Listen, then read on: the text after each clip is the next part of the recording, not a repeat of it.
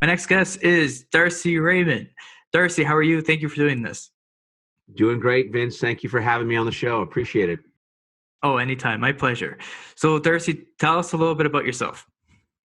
Well, I'm originally from Montreal, born and raised. I'm French and English Canadian, and yeah, I spent most of my time growing up here playing hockey, playing baseball. Found my love in marketing when I was at Concordia University, and went to work for P&G first in Toronto and then in Cincinnati. Launched the Swiffer. That was a big program for us back in 1999, and was blessed to get into Harvard Business School. Went there and was even more blessed to land a position with the Tampa Bay Rays after that. So I've been in sports now for about 12, 13 years, and came back to Canada in 2017 to work for the Hamilton Tiger Cats. And now I'm just teaching at John Abbott College and helping a Belgian pro soccer team in Ostend. Very cool. So you mentioned you went to Harvard, and I think it's a really interesting subject. How was that like?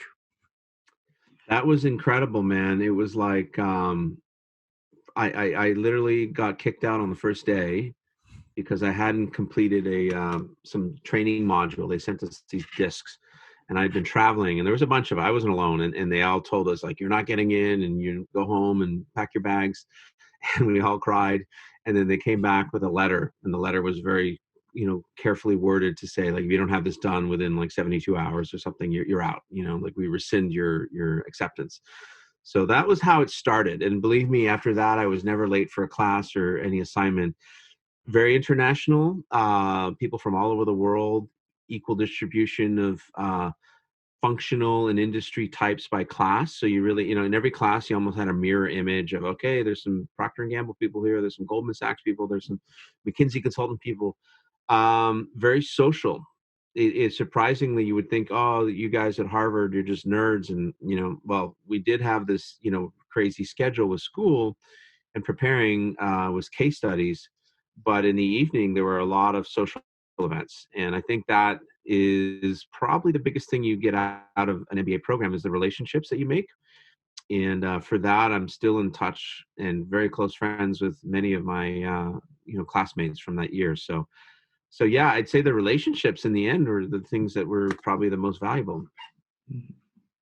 Well, like anything too, Darcy, relationships is everything. And even doing this, like building a relationship with you, I think relationships is everything. And so transition to that, now you're teaching. How's the virtual teaching going? And it's different, I'm assuming. It is. It's very different than face-to-face. When you can see someone's expressions in person and you can engage with them, and they're more likely to be participative. When you go online, they're not putting their video screen on. So it's almost like a podcast. Like, you're speaking, they can see you, but you're sometimes only hearing responses. But I think the key is to use multimedia, because it is a multimedia platform. So have movie clips of the topic that you're covering, have pictures, call on them, do cold calls, and just let them answer a question. Keep it dynamic. And then finally, I would say, the assignments, break them up into teams and have them work on stuff in these chat rooms. And then they come back and present to the class. But don't get into the trap of assuming that, a 2-hour class in person is the same as a 2-hour class online, because it's a lot more efficient when you're dealing with digital. So a 2-hour class in person is probably an hour class online. I found, like, you end up needing a lot less time. So don't drain it out, because you made your point. Let them out early, like online, because it's just so much. It's a completely different platform. That makes sense. I'm kind of thankful I've graduated and I don't have to go through the virtual, but a lot of my friends are saying it's a lot harder, a lot more of a workload than maybe the past, and I can kind of see why. Yeah, I think a blended version down the road is going to be good. I think, I could see a situation where you have, 2/3 of your classes in person and a third be online modules, on a Friday, and, people are from home and they don't have to come to campus. Like, yeah, I could see that. But I wouldn't, these people making predictions, bold predictions that this is the new way of education, and you're going to have online, teaching replace face to face. I don't think so. And I mean, if we can meet face to face, that's going to be always the first choice. I agree as well. So Darcy, your specialty is marketing communications, and I'm really excited. I've been looking forward to this for a while because with marketing trends, there's so many to talk about. But where do you think, in terms of marketing, where do you think the future trends are, and what have you been seeing since COVID has kind of happened? Well, I think the shared economy is something that has been progressing for quite some time. The Ubers of the world and the Airbnbs. I think philosophically, I would argue that this concept of individual ownership of a good, or even a service for that matter, is gonna soften up. I think you're gonna see a world of the homeless millionaire, right? Siddhartha Gautama, the founder of Buddhism. You're gonna see a world where people are going to have fewer things, and they are going to transact based on knowledge or relationships or sweat work, sweat equity. But you're not going to have this big house, 2-car garage, sit in traffic, a million versions of the same shoes. Like the days of the 80s and 90s of overconsumption, I think are over. No, I'm not saying all segments of society will be affected like this, but I'm saying the back half of Gen X all the way down to millennials and Gen Z. Yeah, I see a shared economy. I see minimalism. I see, things like the cloud, like virtual. Imagine a place where you could get on a plane with the clothes that you have on, and you have a digital wallet that allows you to transact the ticket, pick your best seat, fly to your location, and you're getting recommendations on an Airbnb that can help you work for the next month, or a hotel. I think AI combined with that is going to make us nomadic warriors. I think you're going to see, and eventually you're going to see, personal drone planes, and like, I think the model for the future is dramatically different than what we've experienced since World War II. That whole McDonaldization of America and ownership and consumerism and all that stuff. I think you're going to see that replaced by conscientious kind of efficiency. I guess in this, now bring it back a little bit to sport, Darcy. Where do you think the marketing is going in terms of, if you're a team or if you're an organization, what do you think? What do you think that looks like? Again, I think it's heavily impacted by what I said just before about less is more and consumerism and digital technology. I think a fan now or moving forward is going to be less about ticket sales as a measure for, do they support us? And it's going to be more around share of mind, specifically, social media, television, media consumption, and other forms of consumption and other forms of affiliation, word of mouth, talking about like we did with the Leafs earlier. So I think for clubs, what it means is they have to get away from this full season ticket sale model that is just so antiquated and so behind the times. The days of baby boomers um, buying full seasons before the season started, when there were no inventory, those days are over. Now there's so much inventory, and there's absolutely no reason why anyone, unless you're in New York and you're a Yankee fan and you have to retain your seat, it, I think you're going to see more flex plans. You're going to see more single games.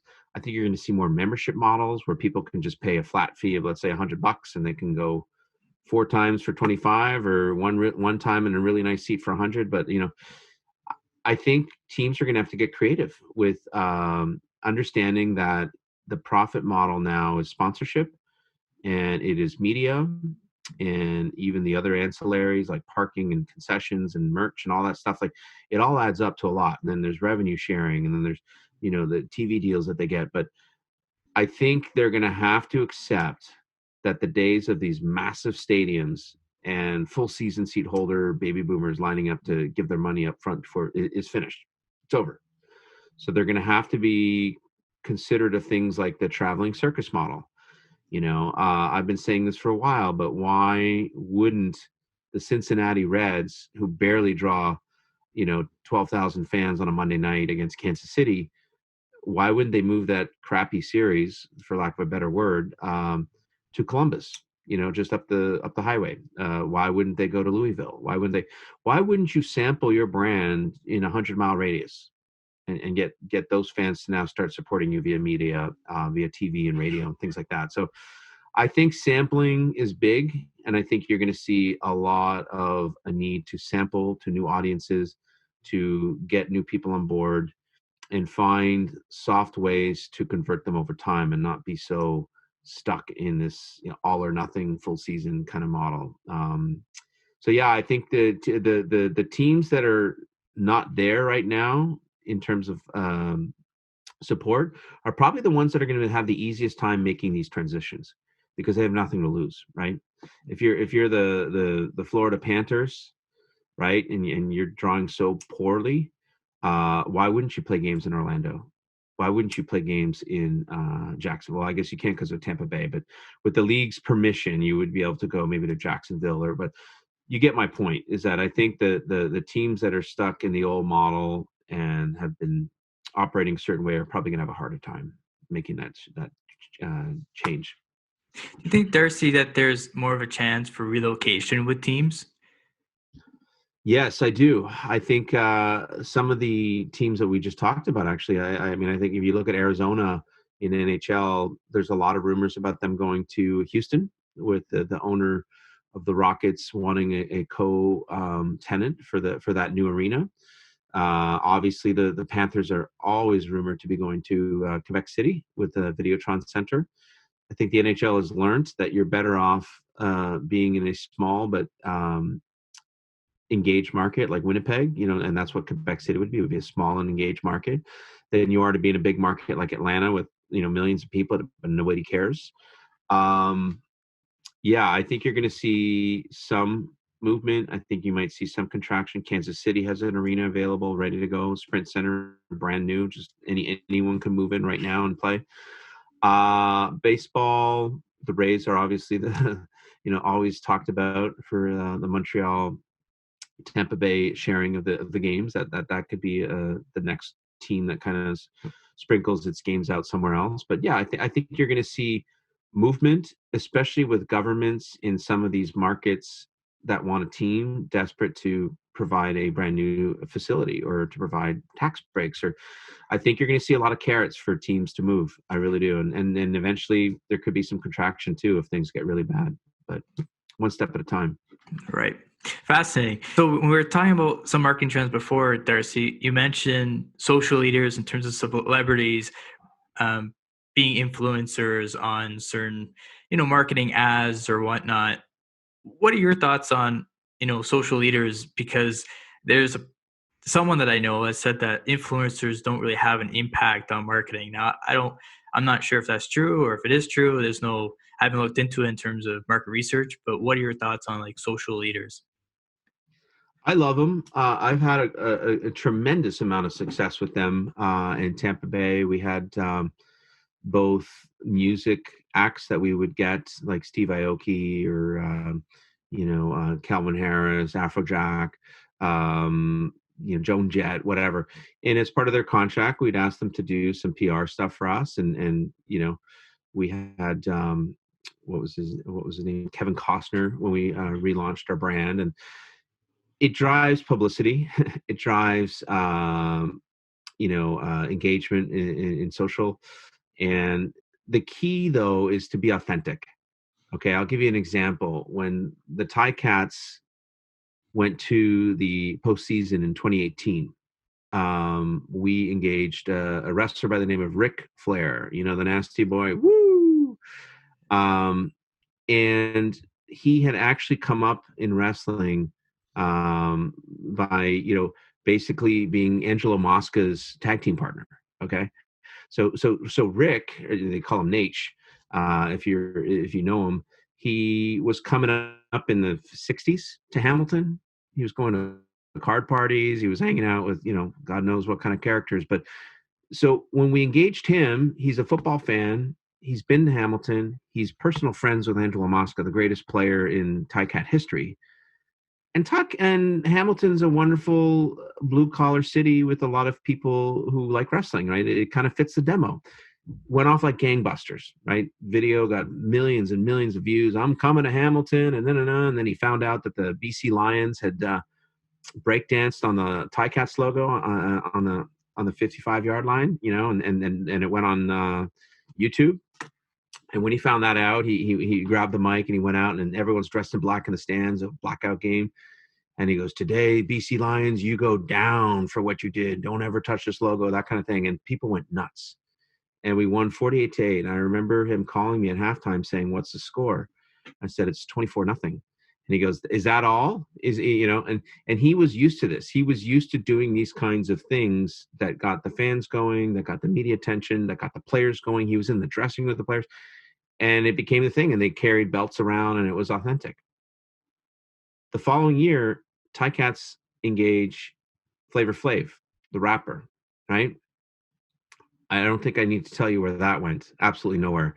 And the Ticat Nation went nuts on social media to say, "What?" And this guy was like, hey, Hamilton, Oski, woo woo. He was getting everything wrong. He's like, "I don't even know what I'm doing. Am I getting paid for this?"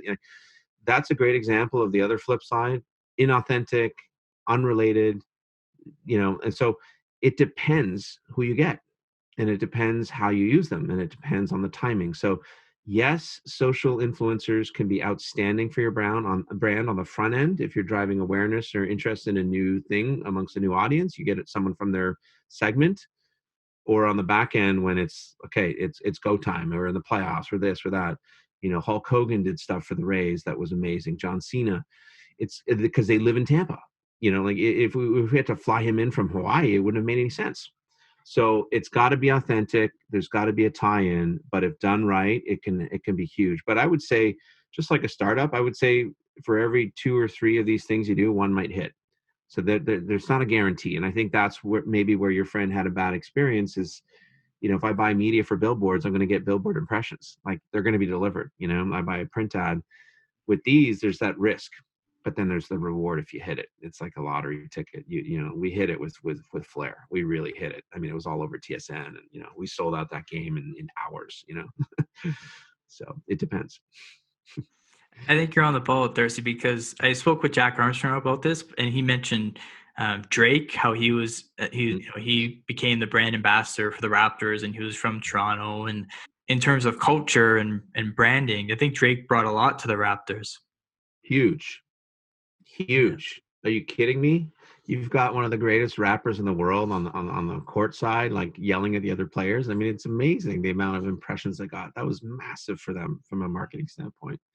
Mm-hmm. Wonderful. Having Drake for the Raptors is massive. Massive. He made Canada look cool. I mean, that whole run in the final series, the whole nation was going nuts. You were there, it. And the United States, I had all my friends were just like, "Man, you guys are so cool. You got Drake, you got a winning team." Like he put us on the map. He really did. 100%. And that is a great segue to this. What is smart marketing, Okay. in the sport industry? Yeah. I would say it always starts with your fan segments. It's not having 6 or 7 segments, but having 2 or 3. In Tampa Bay, families was our main segment, right? Because we wanted people to be loyal to our overall brand, irrespective of wins and losses. And it worked because the first 3 seasons we didn't win, and our family sales on Sunday went up, to 30% almost. So I think knowing who you're going after. In Hamilton with the Forge FC, we found out a very interesting insight. We brought our supporters in, the people who would put the money down first before we'd even played a game. And we did a few focus groups, and I was shocked at the consistent thread of European immigrants to Canada, to Hamilton, after World War II. So a lot of Italians, a lot of Portuguese, Ukrainians, Croats, Germans, and the insight was that they didn't feel as included in the CFL because Hamilton's a Ticat city, right? That it was a very white, blue collar, English Canadian kind of, been here a few generations kind of thing. But soccer was their way to kind of step up for Hamilton and show them like we're European and we're gonna show you what football is and what soccer is. And that was the segment we really glued to from the get-go. They decided our tagline of "Together We Forge." They decided a lot of our music with more electronic based music, more kind of chanty European style jock jams. And yeah, so know who you're going after, like intimately, like to the point where you can describe what they do from the time they wake up, when they're driving their kids home, what media they're following, et cetera, et cetera. So that would be step one. I think step two, before the creative, is actually to talk about how to reach them. And I think people are getting lazy with social media right now. It's like it's become this thing in sports in the last 5 years where everyone's just like, oh, we've got 100,000 followers, on this platform, and we don't need to advertise and pay for money. And it's like, well, no, that's not true. The people you're reaching on your social media pages are actually loyalists. So they're in the franchise. So they're coming irrespective. You might get them to come to more games, absolutely, and drive more loyalty for sure. But you're not reaching new people on your social media platforms. It's very rare that you're going to find a split of more than 80-20 loyalists to new fans, right? I think you have to figure out how to reach them. In Hamilton, we had a big insight of moms driving home on the link and the digital ads and giving them the reminder advertising like 2 days before the game. And figure out when, where, why that matches your who. You're going after moms, so when do they want to hear from you? I know it's Thursday afternoon to Friday night, because they make decisions on these things last minute, right, for a game. So know where they are on Thursday, which coffee shop there are, make sure there's a poster up. Make sure that the local TV segment features the player with the weather report on that Friday morning. You get the idea. It's like hit them hard when they want to be hit with it. Don't just constantly be banging them with information, because we do that too often. 2 weeks out, we're Saturday in 2 weeks, buy our tickets. No, how about you give them a break 2 weeks out, and maybe a week out, you do the fluffy stuff with the mascot gags, and then there's the players stuff, the community. And then 3-4 days out, now go to town. Saturday, 7 p.m. BC Law. Get that stuff at the end.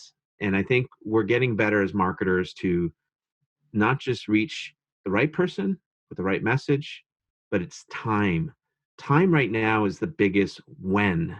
When do you want her to see that message? Because it matters more when than anything else, because we're surrounded by messages more than ever in the history of mankind. So you actually can close a sale better by reaching them when they're thinking. So when are they thinking about you? Well, Mindy Goodmom on Wednesday night is starting to think, what am I doing this weekend? What are we going to do with the family? They have a conversation. Thursday, they start looking at alternatives, talking to friends. That's when you hit them. You hit them Thursday, 4 o'clock. The kids have been dropped off at home. They're starting to worry about Saturday. Now you can do the Saturday, kids giveaway, BC Lions, Ric Flair, blah, blah, blah. Call now, 1-800, you got to know when to go ask for the close. And I think that's going to be a big thing. Creative in sports, as you know, you have to show the product. You have to show, if you've got a Derek Jeter. We used to advertise the opponent's players in Tampa Bay because we knew they were coming to watch Derek Jeter. So we'd have Longoria versus Jeter, versus like you'd see on TV. Don't be afraid to do that. I think I like video where it's going now with music, selecting kind of the scenes and the cut-ins and all the effects, and like making it like a movie trailer. Like, I think that's where it's going. It's got to be sensational. It's got to be epic. It's got to be sexy. People are going to a sporting event for two reasons, and only two reasons. To escape is number one, to forget about whatever is going on before they walked in. and then to affiliate, to be part of a group, to be part of the person that they're sitting with, or the stadium is a family of 30,000 people. But escapism and affiliation is why people go to events. They want to be part of a tribe, and they want to escape together. So you have to dangle that opportunity by showing fans together, by showing you come to the event and it's part of a community. Always those words, community and fun. And yeah, people, I mean, there's enough hard stuff with your job, and we get older, we get health issues, and people come and go in our lives. It's a fact of life. But you want to keep it light. It should be something as you're turning the page of something like, yeah, and there's Trout celebrating, and there's the promo item, and so you do have to communicate the crux of you're getting an event, you're part of a group of people, and oh, here's a little sweetener, free parking or whatever. But how you show that, I think, needs to be discontinuous. It shouldn't be so literal 2D where it's just Trout standing there. It should be like almost like something that your brain cannot recognize. Unrecognizable patterns and creative are the most effective at getting your attention. Right. On your example with Darcy, I like it. I just want to say that here at Sport Chat, we support everybody. It could be a dad, it could be somebody else. Just to make that pretty clear. You're making my job very easy, Darcy, in terms of segues, because you mentioned communications, and that's an area of specialty for you. What is PR professionalism now? Because it's, in my opinion, I think facts and opinion there's a blur between fact and opinion now. So in terms of PR professionalism, what is that? What does that look like? Like public relations professional, I think it's a mix of a strategy, really understanding the vehicles, like the different media outlets. It's relationships. It's having the ability to, the best PR people are, they've got a little bit of Spock in them. They understand the strategy side of it, but then they've got the Captain Kirk, I'm not afraid to call, Jim at the Toronto Sun. And I haven't seen Jim in a while, but it's a lot of knocking on doors and bit of media relations, if you will. Once you're in the door, I think there's a line between the media that covers you, and you have your standing sports reporter that comes to every event. Like the Hamilton Spectator covers the Ticats, and they're at every event. And the truth is that the Ticats don't have to do much. They're going to get coverage in that paper. Now, can you get additional coverage in other papers in the surrounding area? And that's where you might have to be more of a media relations person. But just like we talked about with marketing to a fan, I think if you put the media in the same position as the fan, in the last example, it's when are you reaching the right people at the right time? It's understanding what a media property is truly after. Is it new readers? Of course, everyone wants new readers. Is it to maintain their current base and they just want to keep integrity? And how much sensationalism? Some papers want something more sensational. So you got to be thinking, just like you do with your fan segments, which news media vehicle would want this, which would want that, and anticipate. It's about anticipate. I think a good PR person today is very good at looking at what's going on around the world, because you are competing for airtime with other stories and other sports stories, and starting to see trends, whether it's Black Lives Matter, right? If you know that a newspaper is doing a lot of coverage on Black Lives Matter in sports, and your organization is about to launch an initiative or support the community in some way, shape, or form, get ahead of the curve, start to reach out to them and start to see if they want to see something. And you could definitely tweak certain things so that, maybe it's a collaboration. But I think media is becoming more and more a bigger share of the overall impressions delivered to consumers, that we need to start treating it just like we treat paid media, and call it earned media, if you will. But you have to apply the same rigor and strategy to get the information to the right people at the right time. And I don't think that's necessarily been the history before the internet, right? The internet changed everything in the 90s, and now it's, media is, so much of it is digital, right? Right. Especially now during the pandemic, Darcy, that I see everything's digital. All the teams, especially even live events such as NHL games, you see the you see the boards behind with all the screens, and even the NBA, and you see all those virtual fans or the images. It's all a Right. presentation, right? Hey, you think those are good? You like the one the NBA did? You think that one's good? You want to see the next level? Go watch SmackDown on Friday, WWE. Did you see their screen of fans on? It's insanity. It's like the whole arena is one big oval of screens of faces. I've never seen anything like it in my life. WWE gets LED. Trust me, they really know LED. I'm gonna check it out because that seems interesting.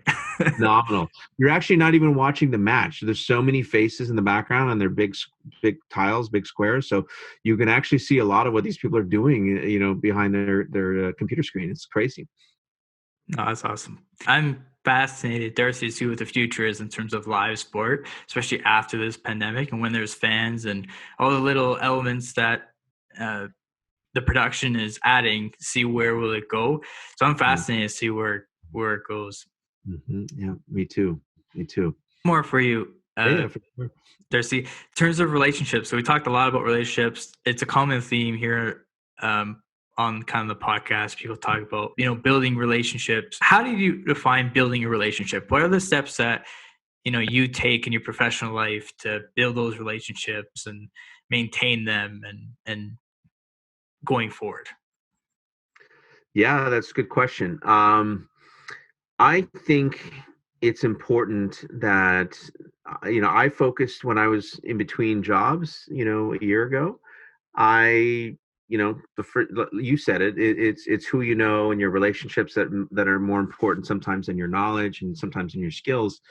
And I remember starting from scratch, sitting at a Tim Hortons and making a list, and I wrote some criterion down on who I wanted to build a relationship with. And it was a mix of old friends, right? People who I'd known for 20 plus years growing up in Montreal, from high school, college, whatever.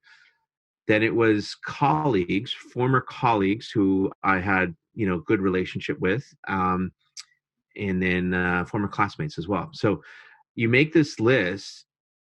And, for me, I was coming back to Canada and I had a lot of these people were in Toronto. So, it's the coffees and the dinners and maintaining stuff. And look, I went away for a very long time, 16 years, and I'm coming back 16 years later, and my head's still in college, and these guys are married with kids, and they're like, what are you still talking about those things? Like, like they've had time to move on and I haven't. And I'm just like, yeah, remember we used to do this. And, I think, again, I like the word authentic. It's got to be authentic. I would never force a relationship. I think you meet people by chance. I really believe that. I think the universe brings us together by chance. Usually it's when two people are walking a similar journey, like a pursuit of something, a pursuit of knowledge, a pursuit of a result, and then you end up working together. And there's some people that you get along with naturally, and it's just organic. And those are the people I think you want to hold on to. I think if you're forcing it, to be friends with someone that you don't like, or they don't respect you for whatever reason, or they're difficult people, like, I don't know. It depends on what stage of life you're in. Let's put it that way. I'm in my middle ages now, so for me, it's about quality more than quantity. But when I was younger, in my 20s, it was more about quantity because I needed to get the opportunity. So if you're in your early 20s, I would say try to know what you want in terms of your career, like as a function or industry or geography, and then try to line up with those people. That's what I did. And become super geeked out about something with other people, and then you have a similar cause, right? A similar thing to talk about. But yeah, a lot of my friends are marketers. It's a funny thing. We do like to have coffee and talk about stuff and joke about campaigns, and like we all like it. So it's business, startups, sports, those tend to be my areas of interest. Politics, world travel. So when you find people that have the same interests, it's just so much easier to just organically just let it flow and talk, and I find that's when you learn. So yeah, I don't know if that answers your question. I didn't really give you 7 steps. No, it's okay. No, it does. And I asked the question because I was speaking to a friend before, like last week, and we're talking about building relationships and whatnot. And I came out of it thinking, do you know them, or do you know them? Which means anybody can say, I know that person if you see him on Right. TV or if you hear him on a podcast or whatever. But if you actually know them and have a relationship with them and see what they're about and see what their values are, see what your beliefs are, and then you get to actually know who the person is. Yeah, and it's interesting because we spend so much time at the office, and especially in sports. Sports is a grind. Anyone who thinks it's all glamour hasn't worked in it, because it's a lot of hours, and you can go on a 10-game homestand, with bookmarked by 2 full work weeks, so 21 days in a row without a day off. These people become your family, and whether you like it or not, um there's some people that are going to be a little more difficult to get along with, and so you have to find. I always call it like this: it's the you meet someone and you're norming, oh, hey Vince, I'm Darcy, nice to meet you, saying all pleasant, where are you from? Oh, great, you're a Canadian. And then you get to the storming phase right after, like, I don't know, 6 months to a year, where we're tired of hearing each other's stuff, and we're starting to run into conflicts, or we're competing for something. And then there's usually a moment where then you disengage and then re-engage in what's called the performing stage. So norming, storming, performing. And the only consistent in that is time, and consistency of working together and learning, okay, you're a morning person, I'm a night owl, on this and that, you do this, you start to divide and conquer. So eventually most teams can get to that stage with enough time and communication. But hopefully there's enough people in your environment that is more naturally that you're going to it quicker, and it's natural for you guys to go for chicken wings after the game, or have a beer, or go to someone's house for their kid's birthday party, and it becomes more of a natural, like, hey, we're together all the time, we're like family now, and that happens a lot at work. You make some of your best friends at work and in school, because you're in battle with them. You're doing a lot of the same stuff together, and you get to go through those stages together, and then you finally hit the plateau, and you're like, yeah, that's my homie. I'll take a bullet for that person, because we've been through so much together. And so you can't replace time. And I think that's where people who work in sales, again, I don't want to judge anybody, but they're asked to go and make relationships, right? They're asked to basically go to events and kind of make friends quickly. And so they have techniques, they have tools, they say their name, they hand a card, they invite them for a follow-up. There is a methodology in sales, and they say between 3 to 7 touch points is kind of what you need to get the close. And every no leads to a yes, kind of thing. And as you, it's kind of like this resistance thing, where the target eventually kind of gives in, like, all right, fine, what do you want, here you go, I'll give you, you want a little contract, sure, here's a little 20K to go do this for us, let us know what you can do. And so, yeah, if you're in sales, it's more of a formula, I think, than or business development, than in real life. In real life, I think you shouldn't cheat yourself by compromising too much to fit with someone if you don't get along with them. Like, if it's not working, it's not working. Like, there's plenty of people out there, like, you're going to find someone's going to find you as the same interest, and vice versa. So there's plenty of people. You don't need to force it on everyone. I totally agree.